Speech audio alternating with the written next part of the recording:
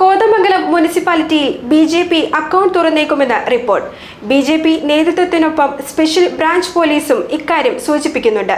20-ാം വാർഡിലെ ഗീതാ ജയകുമാറാണ് വിജയസാധ്യത കൽപ്പിക്കപ്പെടുന്ന സ്ഥാനാർത്ഥി.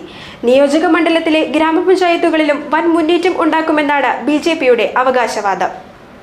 കോതമംഗലം മുനിസിപ്പാലിറ്റിയിൽ ചരിത്ര നേട്ടം കൈവരിക്കാനാകുമെന്ന പ്രതീക്ഷയിലാണ് ബി.ജെ.പി. 20-ാം വാർഡായ കോളേജ് വാർഡിൽ നിന്ന് ഗീതാ ജയകുമാർ വിജയിച്ച് കയറുമെന്നാണ് ബി.ജെ.പി. അവകാശപ്പെടുന്നത്. ബി.ജെ.പിക്ക് ജയസാധ്യതയുണ്ടെന്നാണ് സ്പെഷ്യൽ ബ്രാഞ്ച് പോലീസിന്റെയും കണ്ടെത്തൽ. ചിന്നമ്മ ജോയി യു.ഡി.എഫിന്റെയും ഡോക്ടർ സിന്ധു വി. നായർ എൽ.ഡി.എഫിന്റെയും സ്ഥാനാർത്ഥികളാണ്. രണ്ട് മുന്നണികളും പ്രതീക്ഷ കൈവിട്ടിട്ടില്ല. കഴിഞ്ഞ തെരഞ്ഞെടുപ്പിൽ കോൺഗ്രസ് നേതാവ് എ.ജി. ജോർജ് വിജയിച്ച വാർഡാണിത്. അതിനു മുമ്പ് എൽ.ഡി.എഫാണ് വിജയിച്ചിരുന്നത്. താലൂക്കിലെ വിവിധ ഗ്രാമപഞ്ചായത്തുകളിലും ബി.ജെ.പി. വിജയം പ്രതീക്ഷിക്കുന്നുണ്ട്. നെല്ലിക്കുഴയിലെ 4 വാർഡുകളിലും പിണ്ടിമനയിലെ 2 വാർഡുകളിലും കോട്ടപ്പടിയിലെ 3 വാർഡുകളിലും വിജയം നേടുമെന്ന് നേതാക്കൾ അവകാശപ്പെട്ടു. വാരപ്പെട്ടി, കുട്ടമ്പുഴ, കവളങ്ങാട് എന്നീ പഞ്ചായത്തുകളിലും ബി.ജെ.പിക്ക് മെമ്പർമാരുണ്ടാകുമെന്നാണ് പാർട്ടിയുടെ വിലയിരുത്തൽ.